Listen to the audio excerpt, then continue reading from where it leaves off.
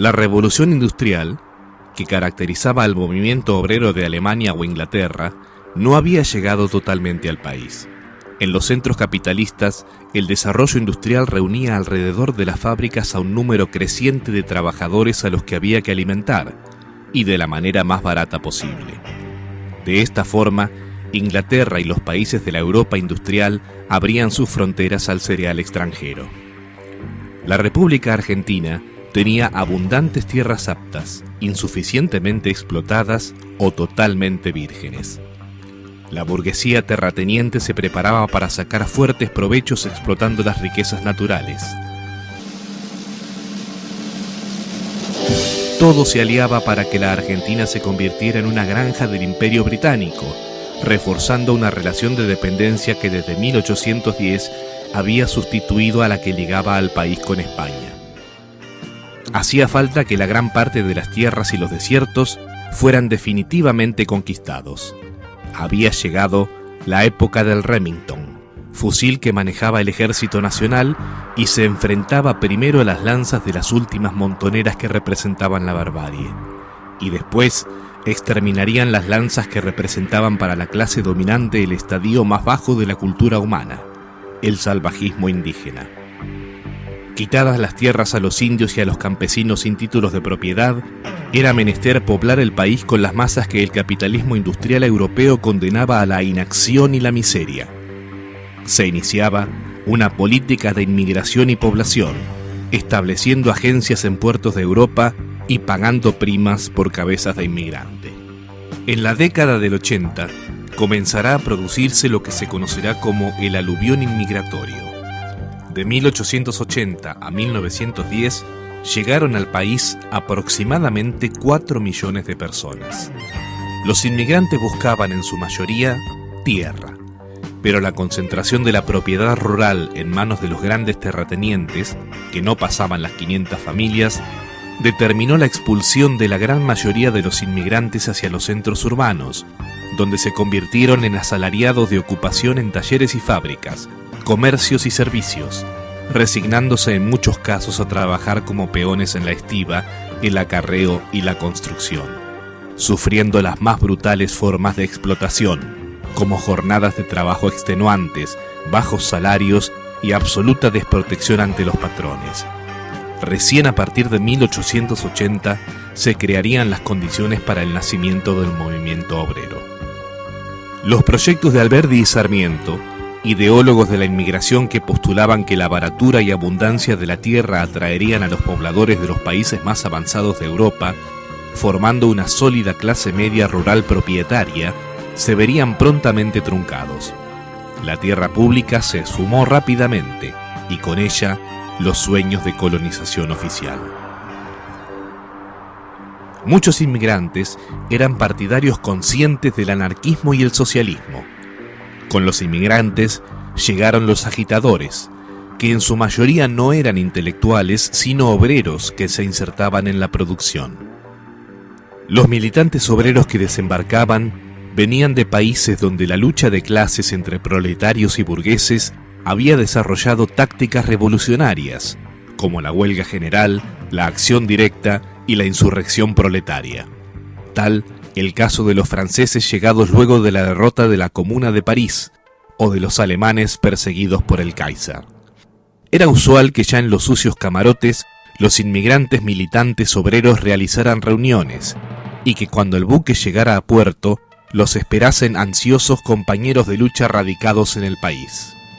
Con los inmigrantes llegaban las ideas anarquistas.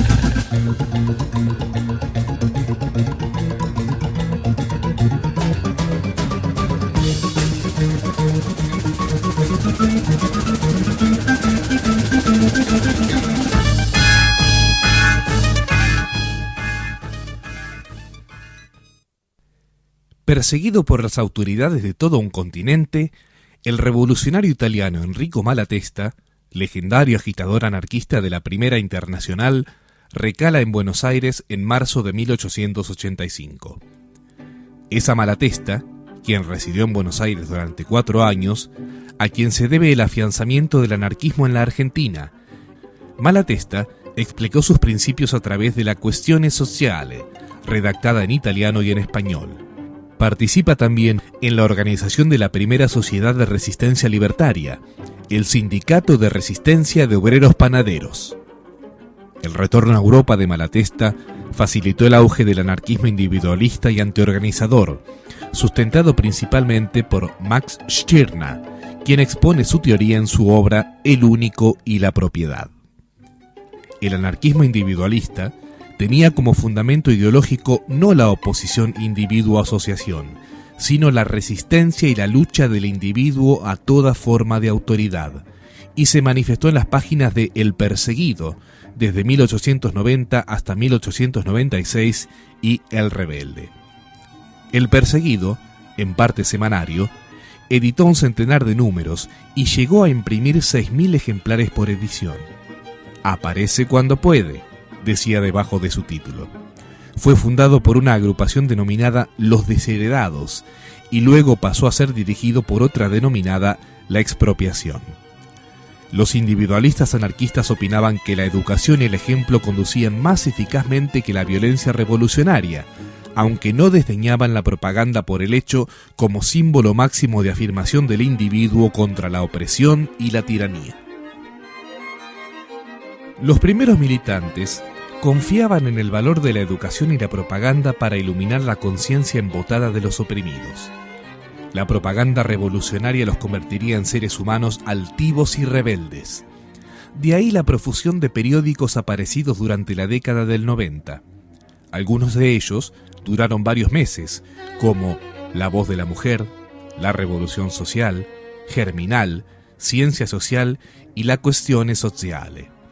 Otros, en cambio, fueron de corta vida, como La Miseria, La Voz de Ravachol, Caserio, Ni Dios ni Amo, La Expansión Individual, La Riscosa, La Hispania Inquisitorial, La Autonomía y El Ideal Anarquista. Si bien la cantidad de publicaciones indica la difusión que iban adquiriendo las ideas libertarias en el país, mostraban también las divergencias ideológicas que desde un principio conformaron el movimiento libertario. Individualistas, colectivistas bakuninianos, comunistas kropotkianos, pacifistas tolstoyanos y otras fracciones. Surgió entonces la necesidad en los medios sindicales y libertarios de crear un órgano de prensa que estuviera a la altura de los acontecimientos y que sirviese a las iniciativas del creciente movimiento obrero. El 13 de junio de 1897, el ebanista catalán Gregorio Inglan Lafarga, conjuntamente con Eduardo Gilimón y un obrero tipógrafo educado en la vieja escuela de la Internacional Española, Antonio Pellicer Paraire, fundan lo que sería el más importante periódico anarquista, La Protesta Humana, que pronto se enriquecería con la colaboración de destacados intelectuales que se acercaron al anarquismo, como el autor teatral Alberto Giraldo y el dramaturgo y periodista Florencio Sánchez. La actividad de otro de los grandes propagandistas de la anarquía, el doctor Pietro Gori, llegado en junio de 1898, tuvo entre 1899 y 1902 tanta importancia como la de Malatesta en la década anterior, pero influyó sobre todo en los medios intelectuales, reclutando un brillante grupo de oradores, escritores y poetas como el mencionado Alberto Giraldo, Félix Basterra y Pascual Guagliamone. Los temas literarios, artísticos y científicos se sumaron desde entonces a las preocupaciones sociales que habían concentrado casi exclusivamente la atención de los anarquistas. Otro de los artífices de la protesta humana fue el doctor Juan Creagui, varias veces director y administrador del periódico. El viejo Creagui, nacido en Irlanda en 1841, se graduó de médico en la Universidad de Dublín, viajó por Inglaterra y en Sheffield publicó un periódico llamado The Sheffield Anarchist. Viajó a la Argentina y se radicó en Luján, donde ejerció muchos años su profesión y siguió con la propagación de las ideas libertarias, publicando El Oprimido entre los años 1894 y 1896. Se traslada luego a Capital para colaborar con La Protesta Humana. Una vez, recuerda Gili Monk que Greague tomó un carruaje, cargó en él gran cantidad de ejemplares de La Protesta Humana y salió a venderlos por las calles centrales de Buenos Aires voceando el título del periódico, en tanto que con el revólver empuñado mantenía a raya a los empleados de la sección Orden Social de la Policía, que no se determinaron a secuestrar la edición como lo habían hecho muchas veces. Otro de los más lúcidos, de los también pensador y combatiente, fue Enrico Malatesta, de Italia, que tiene también, aparte tiene una historia, una biografía excepcional, como escritor, como pensador y como luchador. Intervino en movimientos, insurrecciones, fue preso, exiliado, y escribió una cantidad de trabajos, entre ellos muy famosos, que nosotros nos entusiasmaba, El Café, un folleto que era en diálogo, forma dialogada, entre campesinos, en tiempo de elecciones, todo en forma de folleto, en diálogo. La gente, uno te preguntaba, el otro te contestaba, polémico. Y aparte una cantidad enorme de artículos que fueron recogidos en el libro de Malatesta. Era un organizador auténtico. A él lo acompañaron algunos hombres de gran valor en Italia, lo mismo que en otros países otros, como Luigi Fabbri, que también escribió libros notables, sobre todo uno, Dictadura y Revolución, Pedro Gori, que fue un gran abogado criminalista que vino a la Argentina después de una visita de Malatesta, y que fue un gran criminólogo, que acompañó, incluso orientó también a José Ingenieros en la Argentina, que era también especialista.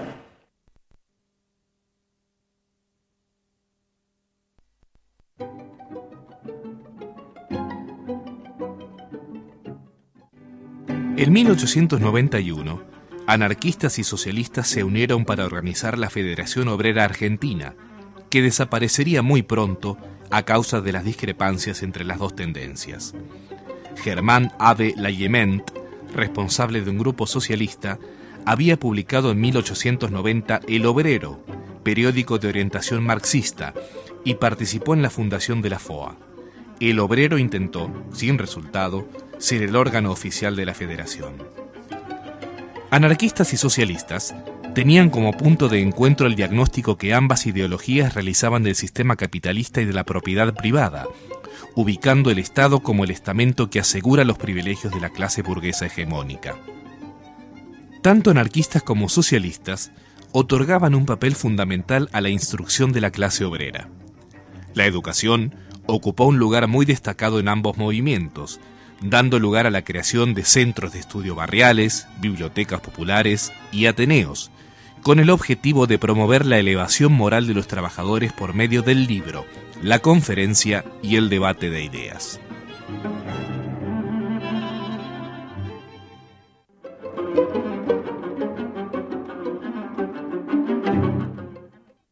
Las condiciones de trabajo en los albores del siglo XX eran terribles en la Argentina. Una burguesía incipiente, sedienta de ganancias rápidas y poco escrupulosa para la acumulación de beneficios, mantenía a los trabajadores del país en condiciones infrahumanas. Ante esta situación, los trabajadores no tenían más remedio que asociarse y defender su derecho a la vida. Así, fueron multiplicándose las asociaciones obreras y las luchas reivindicadoras, con lo cual las huelgas en demanda de mejoras económicas y mejores condiciones de trabajo eran cada vez más numerosas. Pero una lucha sin cohesión y sin verdadera organización no podía dar los resultados esperados. Las conquistas muchas veces se perdían de nuevo fácilmente. Los militantes obreros y revolucionarios comprendieron que era urgente una táctica más adecuada, la de constituir una federación obrera regional. Varias sociedades obreras conciben el proyecto de celebrar un congreso de todas las sociedades obreras de la República. La idea de fundar una federación es entonces propagada por La Protesta Humana en talleres, fábricas y barrios obreros a partir del 13 de marzo de 1901. ¿Dónde vas con paquetes y listas? Que deprisa te veo correr. Congreso de los Anarquistas para hablar y hacerme entender. El Congreso Obrero celebra sus sesiones el 25 y 26 de mayo en Buenos Aires con la asistencia de unos 50 delegados en representación de 35 sociedades obreras de resistencia de capital y del interior. Quedará entonces fundada la Federación Obrera Argentina, FOA. La organización que este Congreso acuerde será pura y exclusivamente de lucha y resistencia, completamente independiente y autónoma. Por unanimidad, se aprobará la moción de promover una viva agitación popular para obtener que se respeten la vida y el derecho de los trabajadores. El Congreso se declara favorable a la huelga general, el boicot y el sabotaje como herramientas fundamentales de lucha de los trabajadores. Se vota también la instalación de escuelas libres bajo el patrocinio de la Federación y la necesidad de una agitación por la rebaja o supresión de alquileres. La Federación practicará la solidaridad con las víctimas de la propaganda y procurará que los obreros asociados obstaculicen y desprecien a los traidores en las huelgas. Sobre el trabajo de las mujeres en fábricas y talleres, el Comité Federal se preocupará por la organización de las mujeres para obtener su elevación moral y económica. Hacia fines del siglo XIX, el anarquismo se había identificado totalmente con las sociedades obreras. De parte de los anarquistas, se había hecho todo lo posible para crear una entidad obrera que abarcase a los trabajadores todos, sin distinción de razas ni creencias, sobre el cimiento de la solidaridad, la acción directa y la lucha económica. Pero los socialistas, encabezados por Adrián Patroni, no marchaban a gusto en un organismo como la Federación Obrera, que no podía convertirse en reclutadora de votos para el triunfo de su partido y oponía la acción directa al parlamentarismo socialdemócrata. La cuestión gremial volvía a dividir a anarquistas y socialistas. La pelea se plantea porque no se está de acuerdo ya con lo planteado en la internacional. Primero conquistemos el poder, que después hacemos la revolución. Los anarquistas no, hacemos la transformación moral, intelectual, para hacer una transformación de la sociedad. Estas discusiones, lógicamente, son las que han dado un auge al movimiento obrero en el país, sobre todo acá en la ciudad de Buenos Aires, y Rosario y Bahía Blanca. Yo estoy de acuerdo con las ideas aplicadas en el movimiento obrero. He sostenido a través del tiempo que es la única manera que evitamos que el compromiso del hombre que se manifieste anarquista en una sociedad como esta. La FORA es anarquista. Yo soy un militante de esa institución que pregona el ideal anarquista. Pero yo no puedo ser anarquista en una sociedad que me impone 100.000 cosas del sistema. Tengo que acatar, obedecer, y si no, irme ¿a dónde me voy? A la montaña. Me separo de la sociedad. ¿Cómo vivo en ese sentido?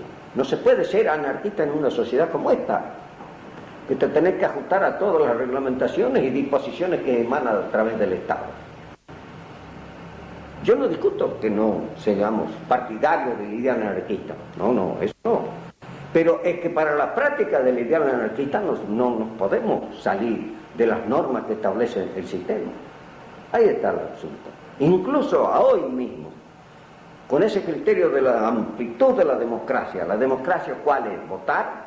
Esa no es democracia. La democracia es la participación del hombre en el debate, en el análisis y el acuerdo que se pueda tomar de todos los problemas atingentes a su vida. No solamente en el orden económico, intelectual, cultural.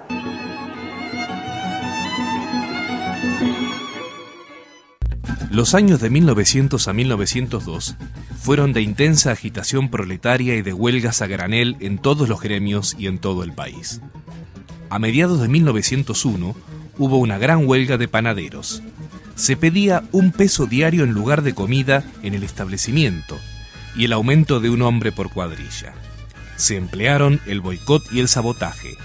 Al cabo de varias semanas se consiguió el triunfo casi por completo. En diciembre de 1901, los pintores de Mar del Plata reafirman la conquista de las 8 horas de trabajo y logran 50 centavos por día de aumento en sus salarios. En febrero de 1902, los obreros del puerto de Buenos Aires conquistan las 9 horas y el salario de 4 pesos por día. Trabajaban antes de 10 a 11 horas y ganaban de 2,50 a 3 pesos. En julio-agosto de 1902 vuelve a tener lugar una huelga general de panaderos. Los trabajadores del puerto no se quedan atrás y vuelven a jugar una carta decisiva en defensa de condiciones de trabajo más humanas. A iniciativa de los obreros portuarios van a ponerse de acuerdo los estibadores de otras partes para una acción conjunta.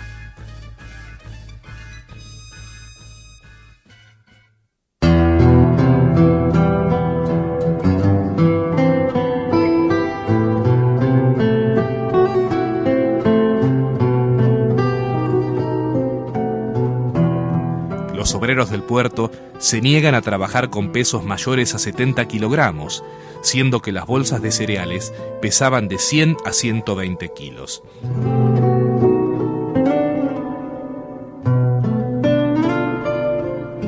Asimismo, no permitieron la rebaja en el sueldo, ni la disminución en el número de operarios de carga y descarga.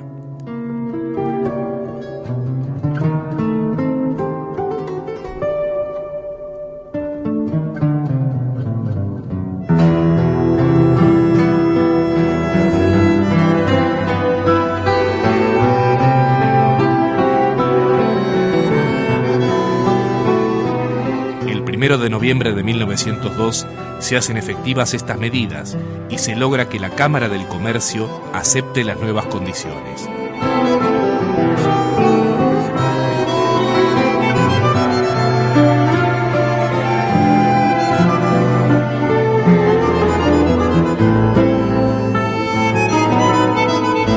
Los portuarios habían conseguido un admirable triunfo gracias a la fuerza de su organización.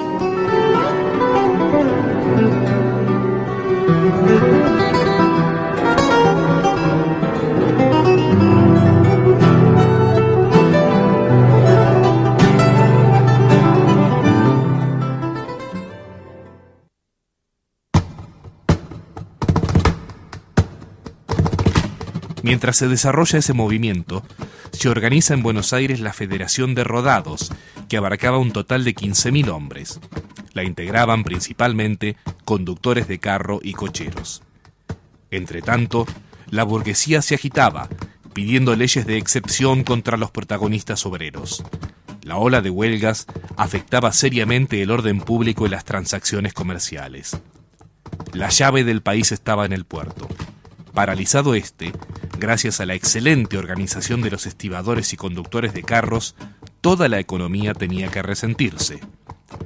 La situación vino a complicarse con la huelga de los peones del mercado central de frutos de Barracas al sur, donde más de 5.000 obreros presentaron el pliego de condiciones exigiendo la abolición del trabajo por tanto y a destajo, 9 horas de trabajo diario y aumento de jornal.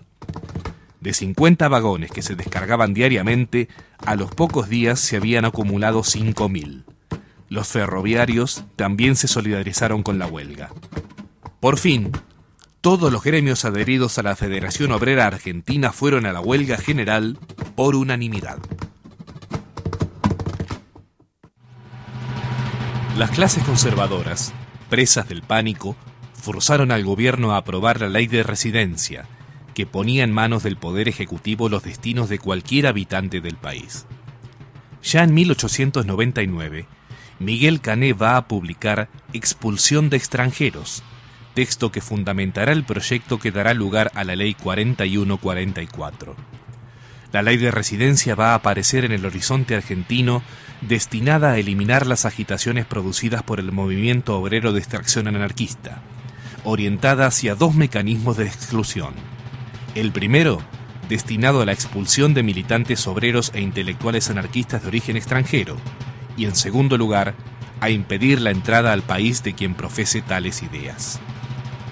Para Miguel Cané, Cuando se inició el proceso inmigratorio, las ideas avanzadas de las clases proletarias se acercaban mucho a las de los propios legisladores argentinos, y no existía peligro de que su ingreso perturbara la quietud de los moradores de estas comarcas. Pero esta situación ha cambiado radicalmente con el espíritu de las masas europeas, entre otras causas, debido a que la instrucción popular ha sido llevada más allá de los límites tras el cual el pobre pierde su quietud de espíritu. La instrucción de la clase proletaria es en realidad vista como el peligro que acecha a los sectores dominantes del país, en función de la búsqueda de nuevos horizontes por los anarquistas perseguidos en Europa, que encuentran las puertas abiertas en los países de América. La ley de residencia entra el 22 de noviembre de 1902 a consideración del Parlamento. Lo trata primero la Cámara de Diputados y lo despacha entre las 9:30 y las 11:30. Lo considera el mismo día el Senado e invierte de las 18 a las 20 para debatirla y aprobarla, y en horas de la noche es sancionada por el Poder Ejecutivo. Se declaró el estado de sitio y se procedió a la caza despiadada de los anarquistas y propagandistas libertarios. Buenos Aires se convirtió en un campamento militar. Decenas de militantes fueron deportados. Se efectuaron detenciones a granel. Las prisiones se llenaron de detenidos obreros, mientras se asaltaban domicilios particulares en busca de agitadores y se cerraban los locales de todas las sociedades obreras. La protesta humana logra reaparecer el 31 de enero de 1903, después del levantamiento del estado de sitio, declarando claramente que los obreros que comprueban estar afiliados a círculos del Partido Socialista, aunque hayan incitado a la huelga o aconsejado en organizaciones gremiales, son puestos en libertad sin sufrir más que una leve molestia. Los gremios socialistas disidentes del Congreso de la Federación Obrera de junio celebran el 7 de enero de 1903, a pocos días de la feroz persecución de militantes libertarios de la Federación, el Congreso de Formación de la Central Socialista UGT. Con esto quedaba demostrada la anuencia y la contemplación del gobierno de Roca para con los militantes del Partido Socialista y de la UGT, que propugnaba una táctica de reformas parciales, de moderación en la lucha y de conquistas legales.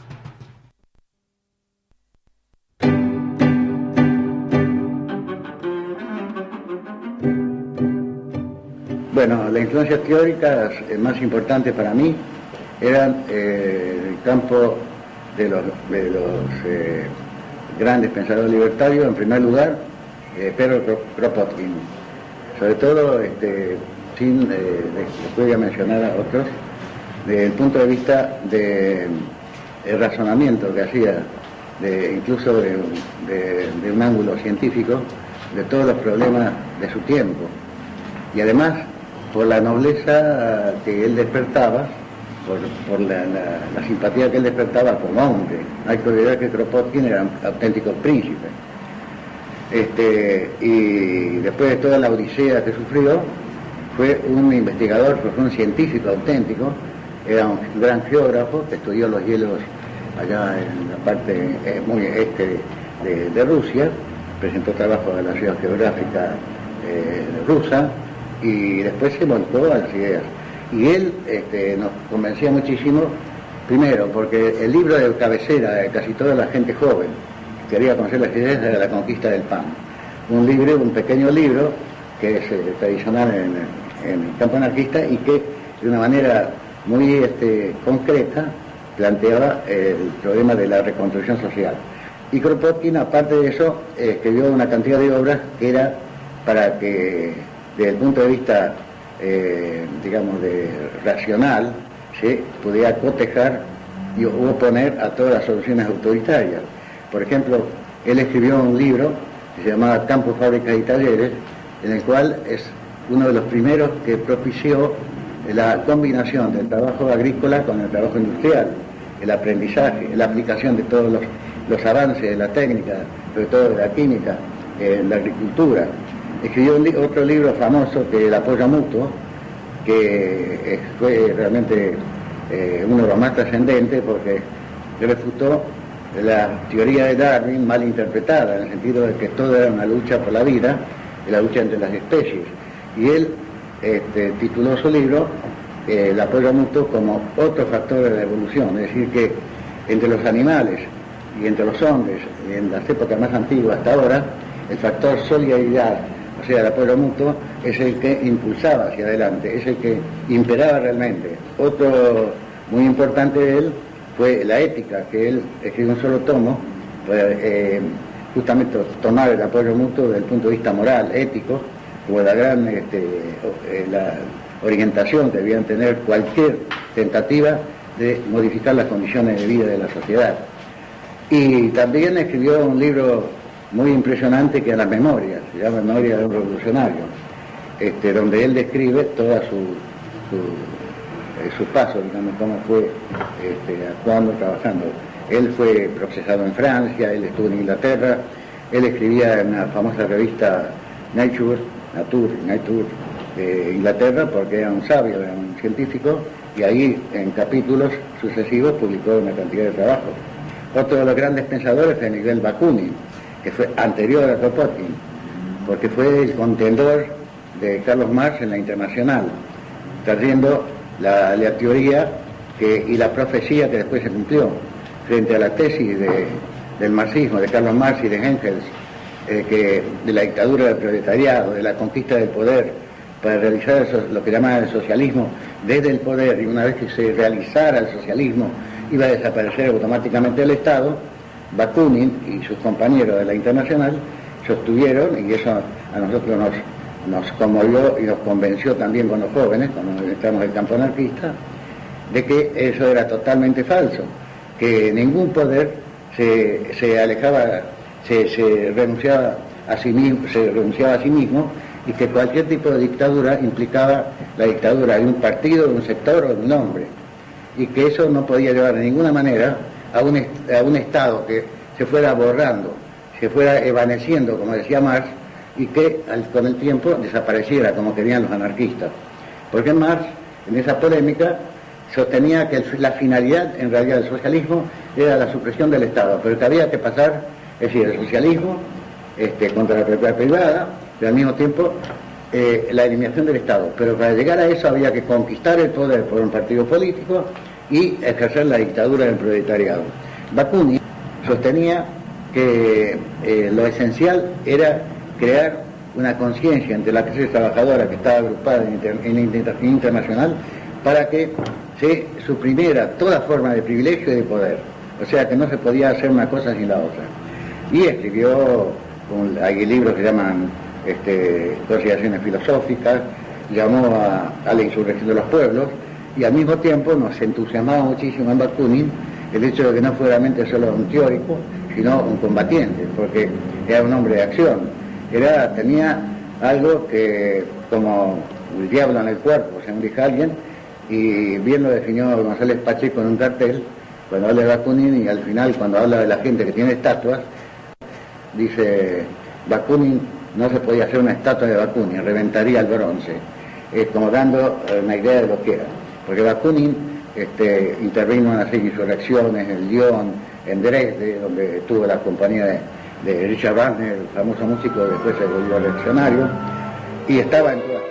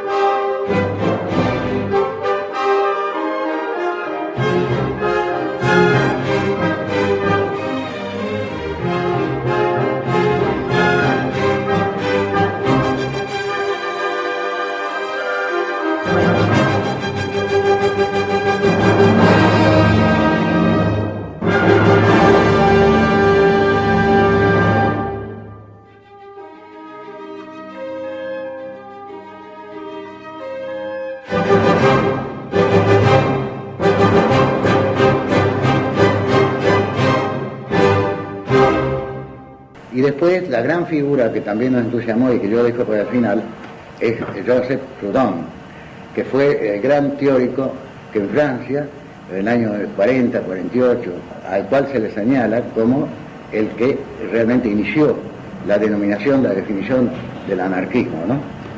Sus grandes obras sobre el feudalismo, sobre la capacidad política de la clase obrera, y participó Proudhon en todas las contiendas que hubo de tipo político en una época muy difícil. Joseph Proudhon, pero José Proudhon, se puede considerar el iniciador. Si bien en Inglaterra, a fines del siglo anterior, en el 93, hubo otro gran pensador que se llamó Godwin, que escribió un libro sobre la justicia política, que también tiene una orientación netamente anarquista.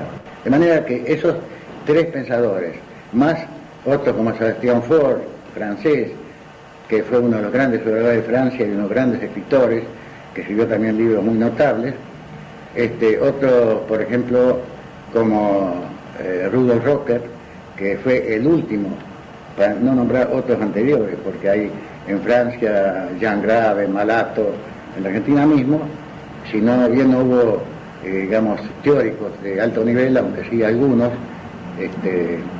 pero hubo, digamos, trascendencia de las ideas a través de dramaturgos como Florencio Sánchez, dramaturgos como González Pacheco, escritores de gran valor aquí en la Argentina.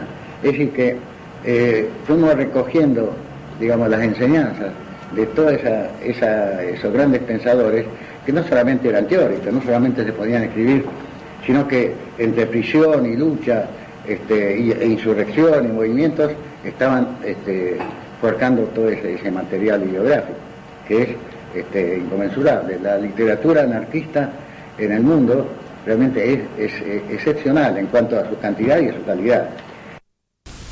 Oíd, mortales, el grito sagrado de anarquía y solidaridad. Oíd el ruido de bombas que estallan en defensa de la libertad. Buenos Aires, 1 de mayo de 1904. Ya se acercan. Son las columnas anarquistas. Vienen con sus banderas rojas y negras, sus estandartes con los nombres de sus gremios.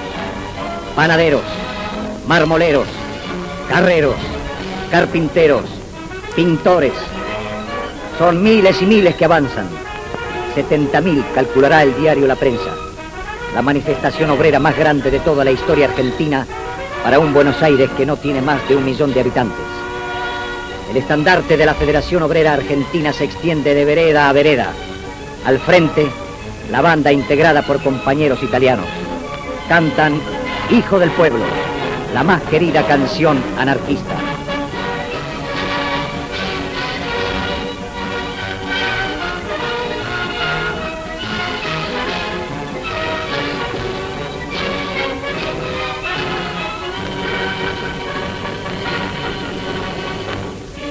Hijo del pueblo, te oprimen cadenas y esa injusticia no puede seguir. Si tu existencia es un mundo de penas, antes que esclavo, prefiere morir. Esos burgueses asaz egoístas que así desprecian a la humanidad serán barridos por los anarquistas al fuerte grito de la libertad. Arrojo pendón, no más sufrir, la explotación ha de sucumbir. Levántate, pueblo leal, al grito de revolución social.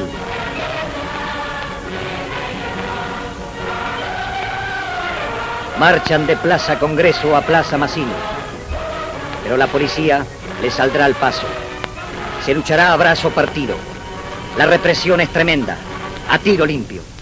1 centenar de obreros heridos quedan en el suelo. El cadáver del marinero Juan Ocampo es llevado en hombros por los anarquistas hasta el local de la protesta. Así serán todos los 1 de mayo. Los porteños se esconden en ese día porque saben que los anarquistas salen a la calle a recordar a los mártires de Chicago, ahorcados por luchar en pos de las 8 horas de trabajo.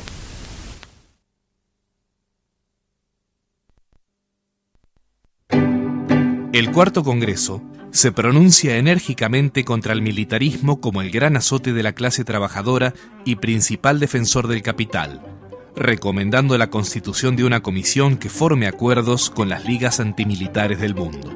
A partir de agosto de 1904, la Federación Obrera Argentina pasará a ser denominada, en lo sucesivo, Federación Obrera Regional Argentina, FORA, calificativo que adopta la institución para recalcar su concepción internacionalista.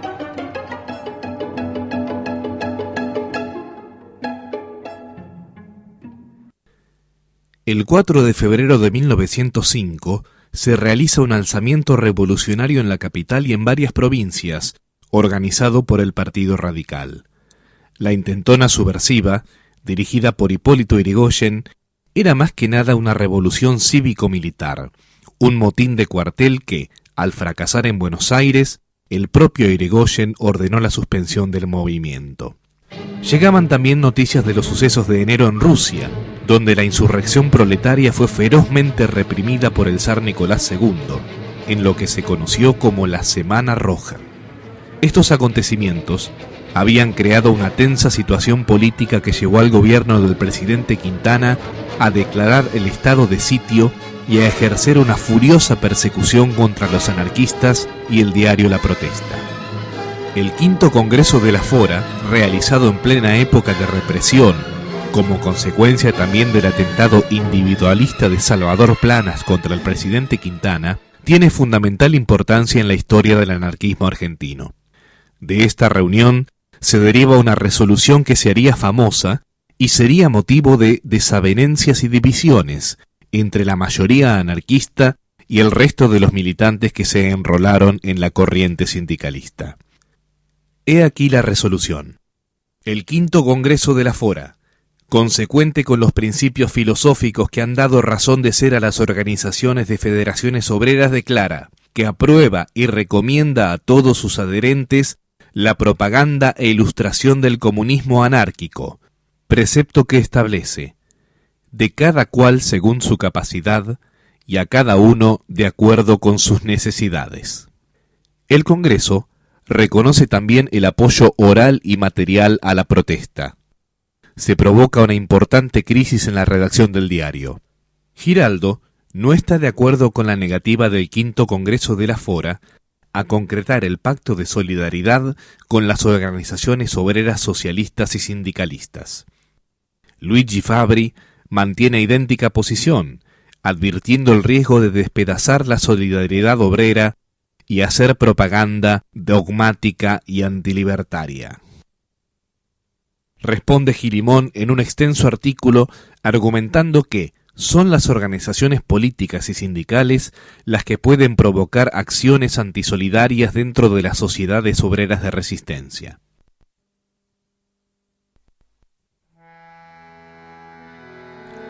En septiembre de 1907 se produce la huelga de alquileres en Buenos Aires. La huelga de inquilinos comenzó cuando los vecinos de un conventillo resolvieron negarse a pagar el aumento en el alquiler de sus viviendas. Pronto se supo que otros conventillos habían adoptado la misma actitud y en pocos días la huelga había ganado todos los conventillos de la capital. Los oradores populares y los comités de organización se manifestaban en todos los barrios arengando a los inquilinos a resistirse a los desalojos.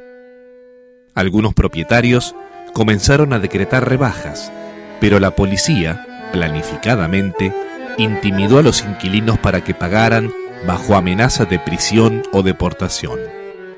El propio jefe de policía, coronel Ramón Falcón, intervino en varios procedimientos donde tuvieron lugar intensas redadas, deportaciones de anarquistas y hasta la muerte de un joven de 17 años, Miguel Pepe. Una joven de 18 años, Juana Rouco Buela, tuvo una destacadísima participación como oradora y organizadora en la huelga de alquileres. Meses más tarde, es detenida y deportada a España como consecuencia del atentado de Francisco Solano Regis contra el presidente Figueroa Alcorta. En Madrid y Barcelona Conoce a los principales militantes e intelectuales libertarios de la época como Teresa Clomont y Anselmo Lorenzo. Lo mismo en Francia e Italia. En agosto de 1909 desembarca en Montevideo, donde funda el periódico Nueva Senda y participa en la campaña por la libertad de Francisco Ferrer y Guardia, fundador de la Escuela Moderna, fusilado luego en el castillo de Montjuich por la monarquía en complicidad con la Iglesia Católica de España. Juana Rouco continuará con su agitación y su obra periodística a pesar de las detenciones, las deportaciones y las fugas. En los primeros meses de 1907, ayudada por María Collazo, organiza el primer centro femenino anarquista que existió en la República Argentina.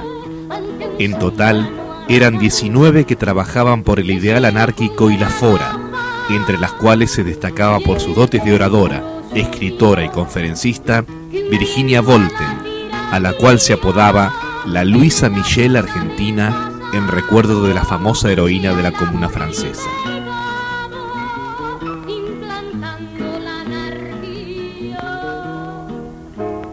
Virginia Volten es la primera mujer oradora en un mitin obrero, el 1 de mayo de 1890, en la Plaza López de Rosario, ciudad conocida como la Barcelona Argentina por el sentimiento combativo de sus organizaciones gremiales.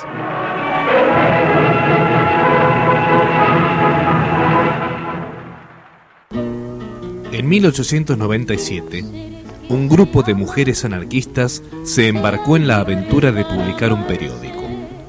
Era una tarea semiclandestina. Ellas lo llamaron La Voz de la Mujer, periódico anarquista comunista, y fueron totalmente fieles a esa idea del título.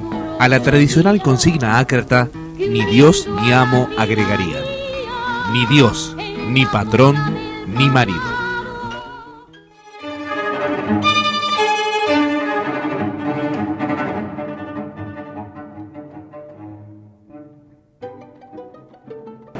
La libertad es la extensión del derecho del individuo, sin afectar a su semejante. No es que mi libertad termina frente a mi semejante, no.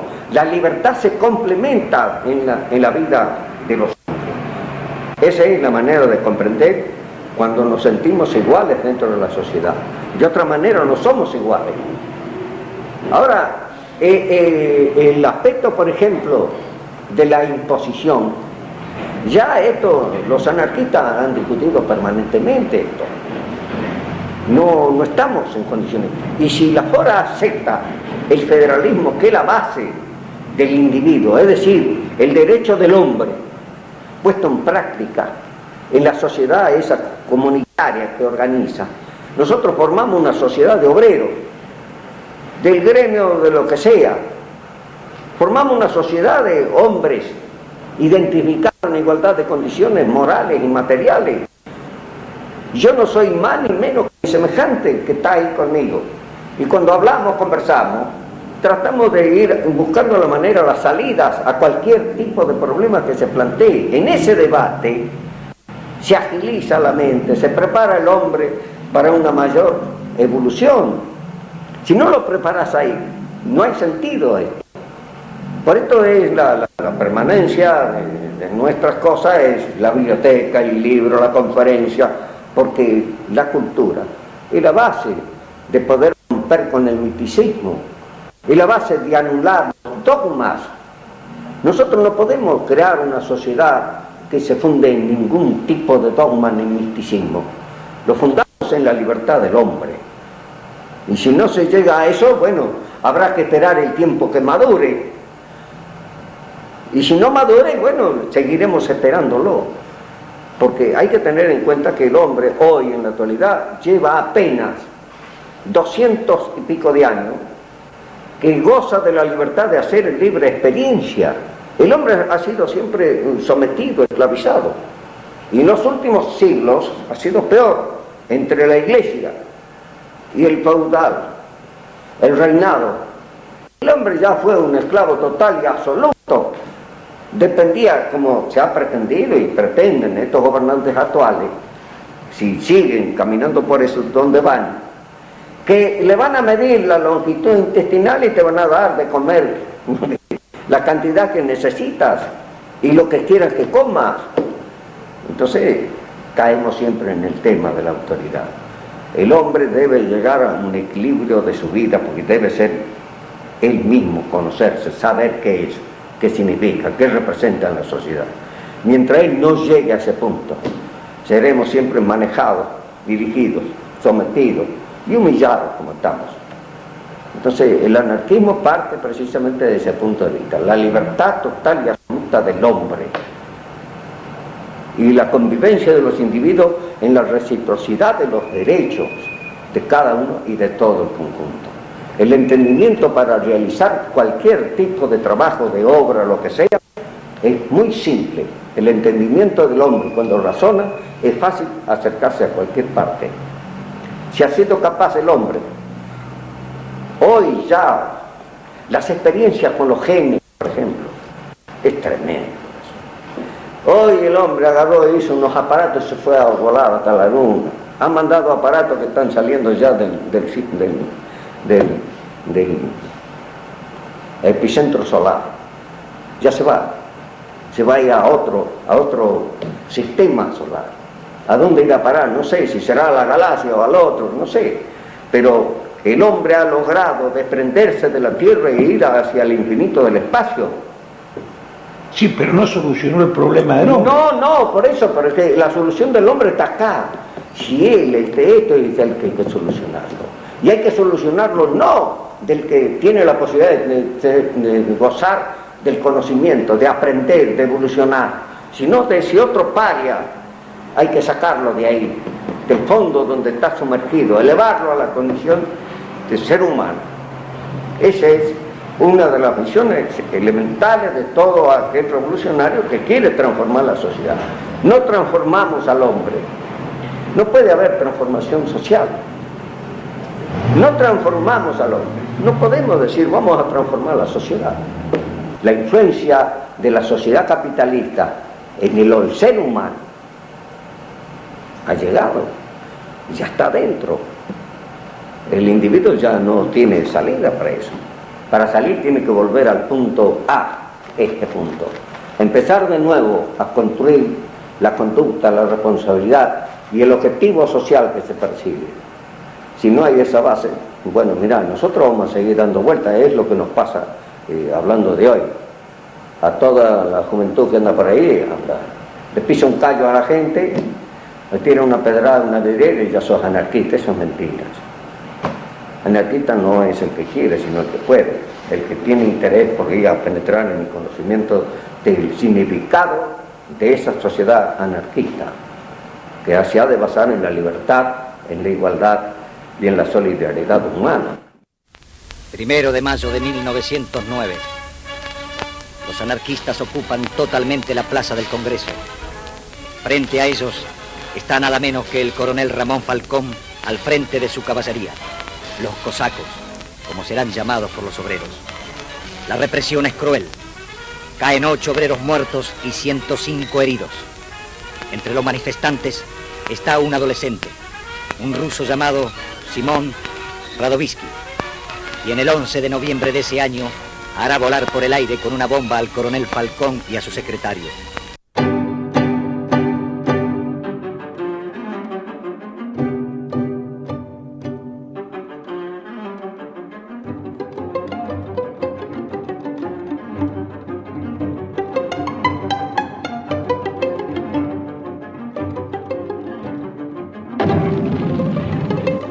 El país se conmociona. El anarquista es apresado y pasará 21 años en Ushuaia, la Siberia argentina. Será el mártir, el santo de la anarquía, cantado por todos los payadores libertarios.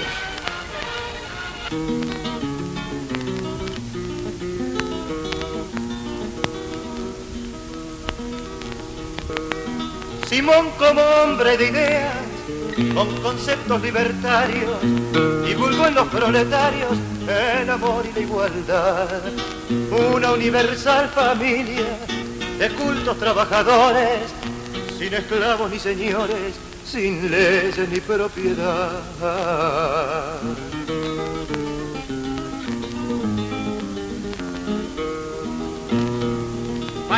como buen soldado, con arcaicos oropeles, propagaba los cuarteles a la patria nacional. Y así requería patriotas que bajo de su mando fueran a su voz de mando una avalancha mortal.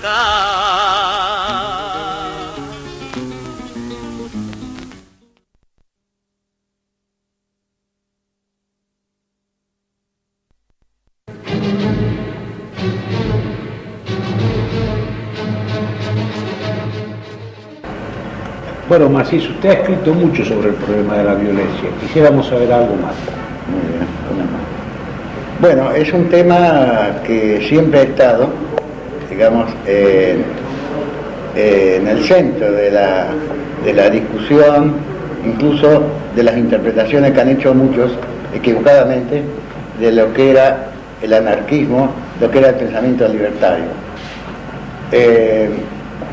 Por el hecho de que la finalidad del anarquismo es una transformación profunda de la sociedad que no va a venir, o que no era posible que llegara por una evolución natural de los hechos. Un gran pensador, un geógrafo eminente, mundialmente famoso como Eliseo Reclus, escribió justamente un librito que se llamó Evolución y Revolución. Los anarquistas, desde su comienzo, de Bakunin sobre todo de Bakunin, que fue el mayor intérprete de esa modalidad, de ese aspecto, y después por sus continuadores, señalaron de que era necesaria una revolución, que llamaron revolución social, para diferenciarla de cualquier tipo de revolución política, el cambio de manos, el manejo del Estado, etc. Eso conllevó a que se considerara que los anarquistas querían la violencia por la violencia, cuando en realidad la finalidad del anarquismo era establecer una sociedad, y sigue siendo, establecer una sociedad sin ninguna violencia, sin una violencia de ningún tipo, ni violencia sobre el derecho de cada uno a tener una vida digna, desde que nace hasta que muere, por el mismo derecho que tenemos todos a ello, y sí, contra toda violencia que imponga a los demás, a los otros, lo que desea, lo que decreta, lo que dispone, ya sea una persona, ya sea un organismo X, ya sea la democracia un cuerpo parlamentario supuestamente representativo. Todo eso no es, digamos, óbice para que el anarquismo sostenga que esa sociedad ideal, que no va a ser perfecta, que va a tener sus fallas, que va a haber que perfeccionar con la experiencia misma, como ha ocurrido en España, como nosotros hemos visto, esa sociedad que va contra toda violencia, que incluso ha atraído a personalidades tan notables como León Tolstoy, que era cristiano y que se volcó al anarquismo justamente por la coincidencia en ese aspecto. Es decir, invocaban un espíritu cristiano neto, el neto espíritu cristiano del humanismo, de la armonía, en fin, del respeto a la individualidad. Bueno, eso, para el anarquismo, la violencia que iba a ser necesaria, pero que ellos sostuvieron, los grandes pensadores, hablo, que debía ser en el menor grado de posible aplicación, como lo dijo textualmente Malatesta, que va a ser imposible que cedan los que son dueños de las tierras, de la riqueza, de las fábricas, de la banca, de todos los mecanismos que se han ido perfeccionando, sobre todo con el tiempo para sostener el capitalismo, no iban a ceder voluntariamente por una simple prédica de carácter moral, para convencerlos a ellos, como hicieron muchos teóricos, de que ellos mismos iban a vivir mejor, en una sociedad igualitaria, libre de ese tipo, que no iban a ceder por su libre voluntad, sino que había que provocar una insurrección, un levantamiento de aquellos que estaban oprimidos, y no solamente que estaban oprimidos directamente, sino los que compartían la necesidad de hacer justicia, la auténtica justicia social, de poner a todos los seres humanos que sufrieron tantos desastres y que seguían sufriendo tantos desastres con la guerra, con el hambre, con la miseria y con las enfermedades, tanta falta de respeto para la persona humana, ponerlos a todos en condiciones de convivir armoniosamente. Eso era un mundo totalmente sin violencia, pero para llegar al mismo era necesario voltear, derribar todas las trincheras, las fortalezas que tenía montado el régimen capitalista. Y por eso es que en la mayor parte de los pensadores y en la prédica anarquista se sostuvo la necesidad de prepararse para eso que se llamó la revolución. Pero con la aclaración de vida de que si ocurriera en cualquier lugar y en cualquier oportunidad que la violencia no fuese necesario, de ninguna manera se iba a aplicar. Al contrario, se invitaba, y estaban ahí la prensa anarquista de todo el mundo y de todas las épocas, se invitaba a, incluso hay libros y trabajos emocionantes, se invitaba a comprender la necesidad de cambiar las condiciones que estaba la humanidad.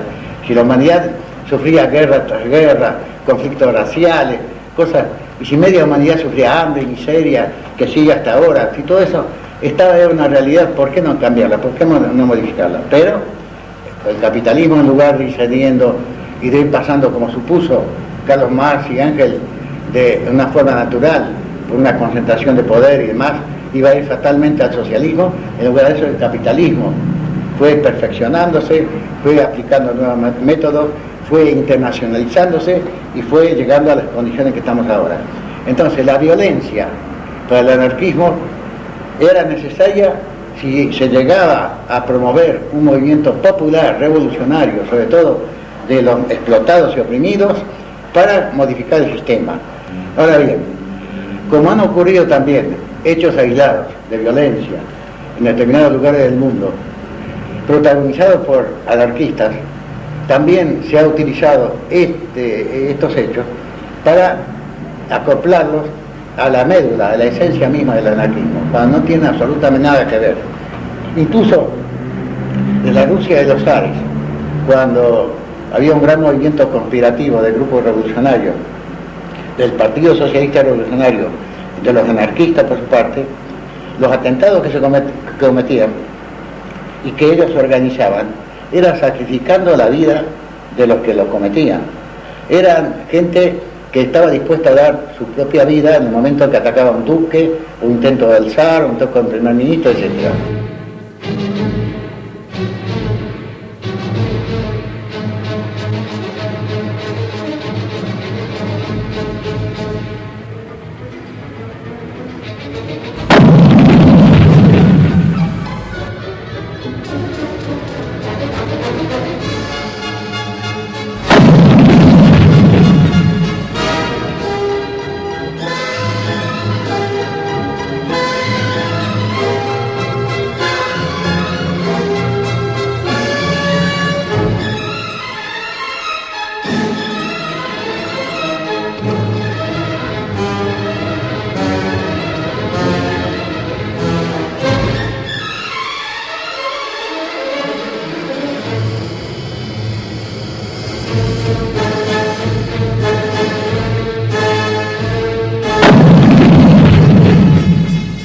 Cuando se cometieron atentados en Francia con Ravachol, Henry, Vaillant, que eran los más famosos de todos, que es un proceso que tuvieron repercusión mundial, ellos reivindicaban sus ideas y realizaron hechos, muchos de ellos repudiados por el grueso del movimiento anarquista, porque no iban directamente al ataque a la persona, al individuo, sino por ahí, digamos, en un bar, en un lugar público, etcétera, como se cometía un desastre.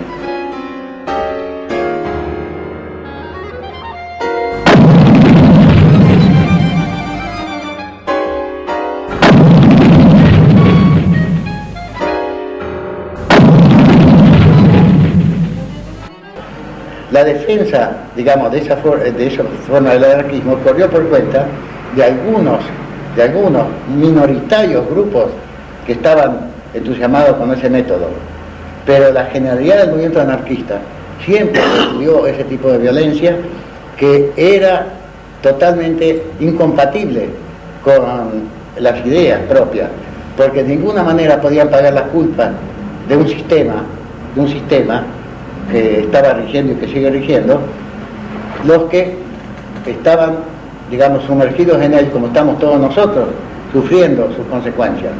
No podía de ninguna manera justificarse, por ejemplo, meter una bomba en un banco donde iba gente a sacar sus propios ahorros o algo por el estilo, o en un lugar público X, o en un teatro o lo que sea, porque eso era sencillamente, y así lo calificaron muchos en sus escritos, como antianarquista.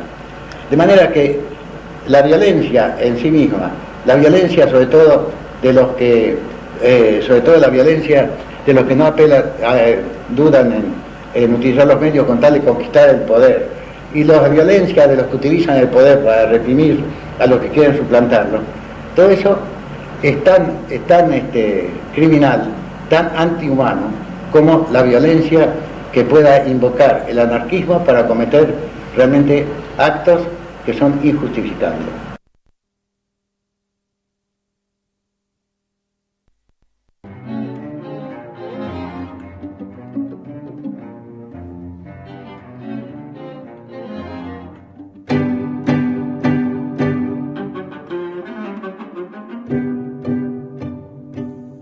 A comienzos de 1918, la Revolución Rusa provoca una gran conmoción en el ambiente de los trabajadores y logra un fuerte impulso para la reactivación de las actividades y propaganda libertarias. Los sucesos de Rusia demostraban que los sueños de los revolucionarios no eran utópicos. La clase trabajadora, por medio de la insurrección armada, podía destruir el sistema capitalista y construir el socialismo. El movimiento obrero argentino recibía los albores de la revolución bolchevique con una fiebre de organización que generó en pocos meses la creación de sindicatos con millares y millares de afiliados. La revolución rusa despertaba grandes esperanzas en el proletariado mundial. En Alemania, desde la cárcel, Rosa Luxemburgo y Karl Liebknecht en las cartas de Espartaco proclamaban que no hay sino un modo de detener la matanza de los pueblos y alcanzar la paz. Es desencadenar una lucha de masas, huelgas en masa que paralicen toda la economía y la industria bélica. Es instaurar por la revolución de la clase obrera una república popular en Alemania. Tan solo por ese medio se logrará salvar también la revolución rusa. El desastre de la Primera Guerra Mundial ya concluía. Durante 4 años, millones de jóvenes se despanzurraban a bayonetazos en las trincheras europeas.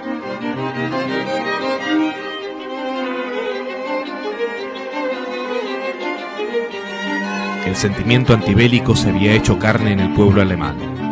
Soldados alemanes confraternizaban con el ejército ruso e izaban banderas rojas. En noviembre de 1918, las principales ciudades alemanas estaban en manos de consejos de fábricas y de soldados. El 9 de noviembre estalla la revolución en Berlín.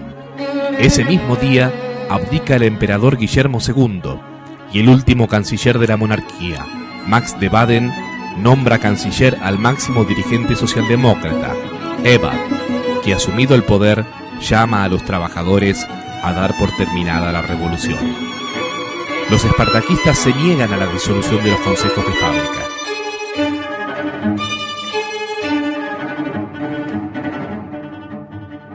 El 5 de enero de 1919, los obreros en armas enfrentarán al aparato militar del gobierno socialdemócrata de Ebert.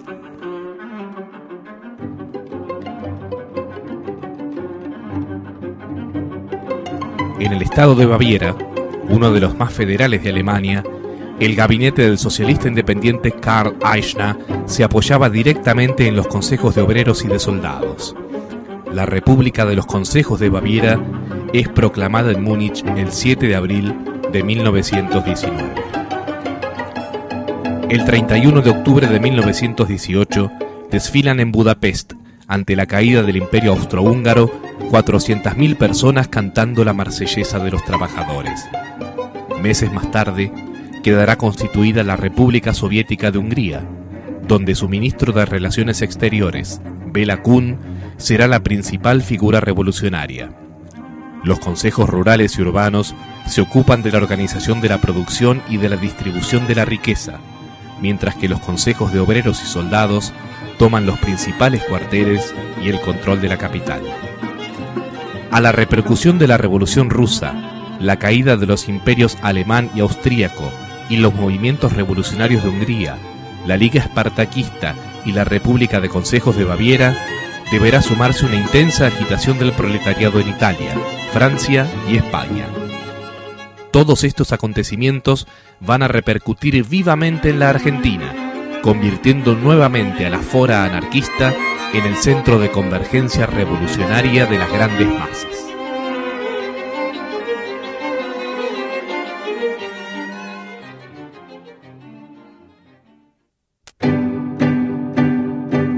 En este contexto histórico y social, enero de 1919 amaneció signado por una huelga sangrienta que dio lugar a la primera insurrección proletaria.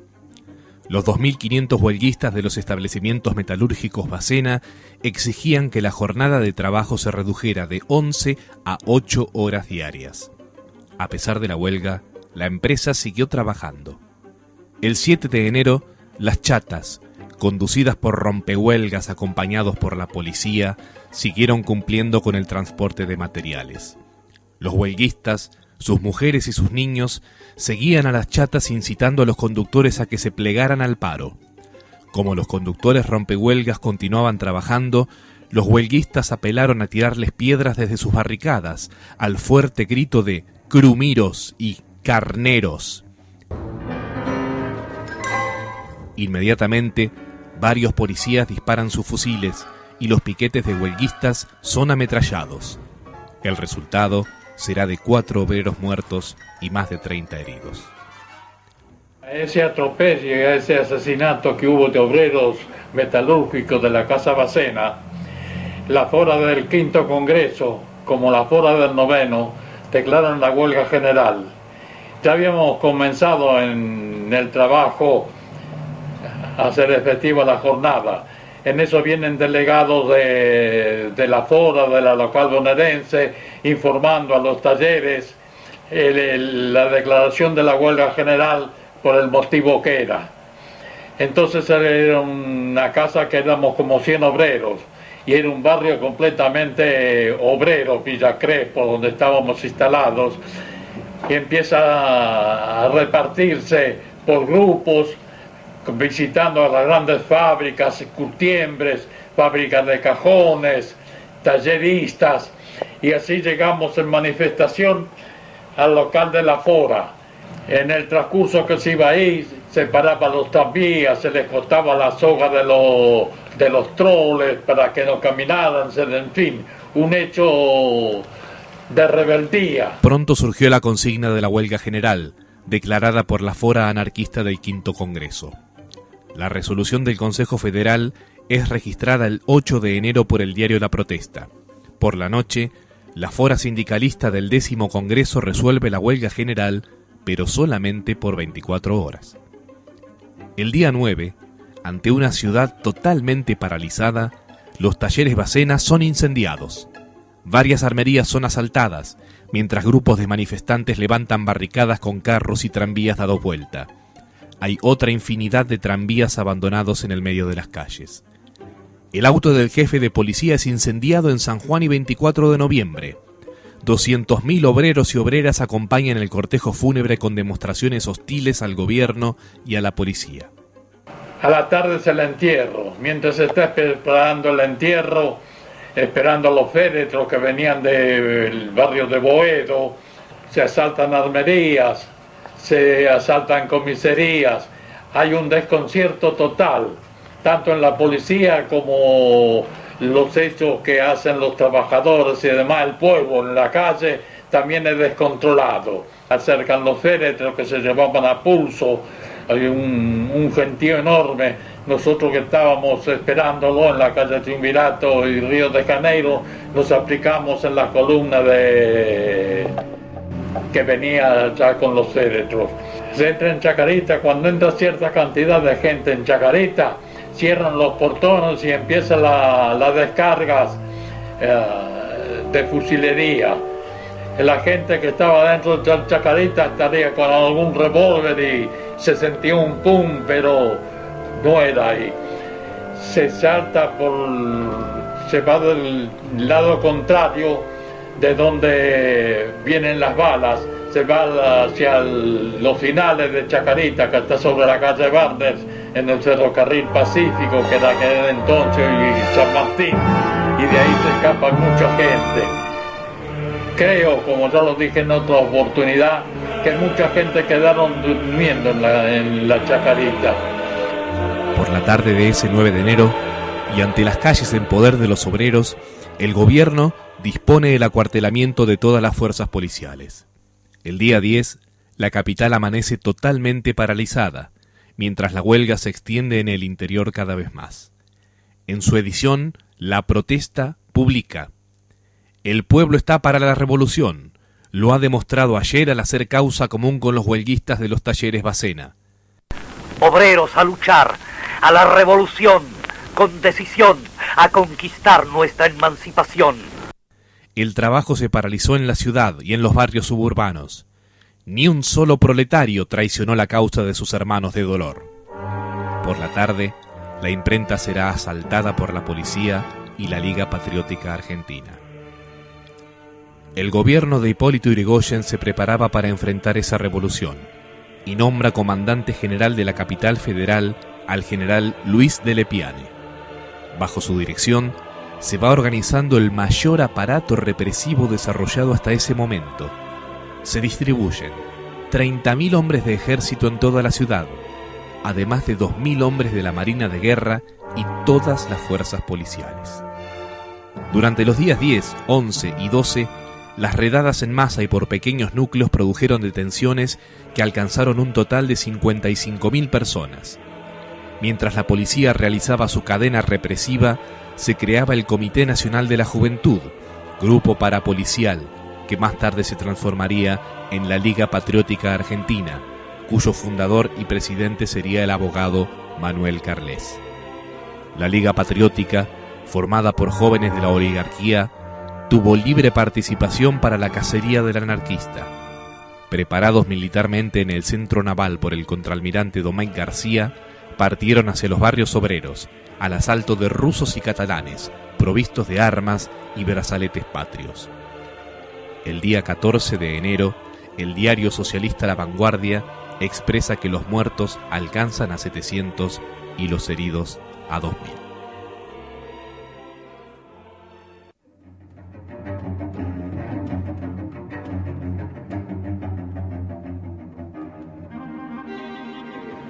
En base incluso a la experiencia que estamos viendo, a lo que estamos viendo en el mundo y sobre todo en el país que despertó tantas esperanzas, como fue el caso de la revolución de 1917 en Rusia, que fue algo así como una alborada, porque en todo el mundo, sin distinción de corrientes, en el comienzo, cuando se levantó ese pueblo y derribó el zarismo, creyó que venía la gran revolución.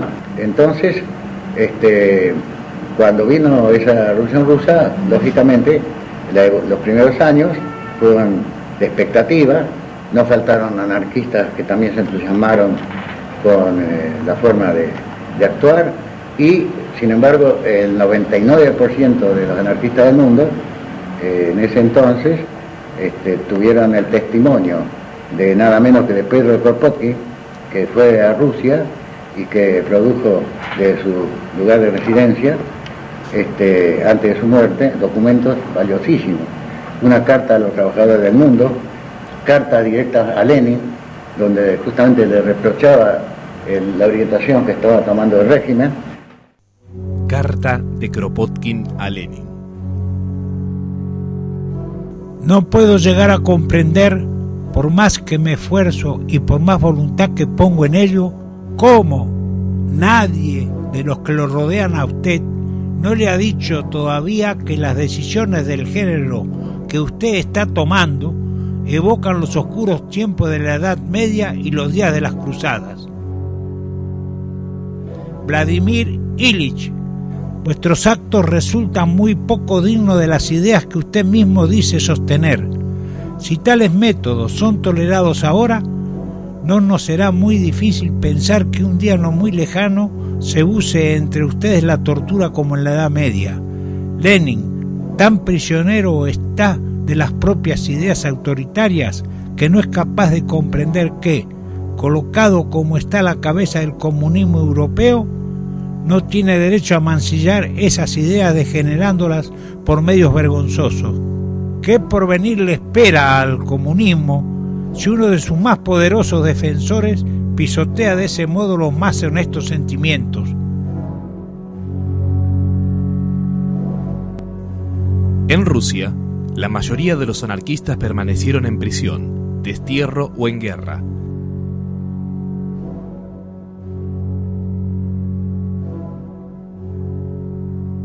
O levantándose en las fábricas de Petrogrado o en la comuna naval de Kronstadt, donde son fusilados por orden de Lenin y al mando de León Trotsky como jefe de la represión 30.000 anarquistas.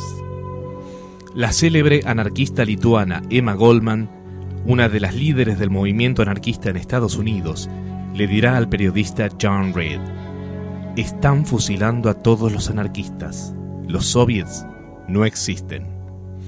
El elemento moral de la transformación, de acuerdo con Kropotkin, estaba faltando en Rusia y sin él no habría cambio.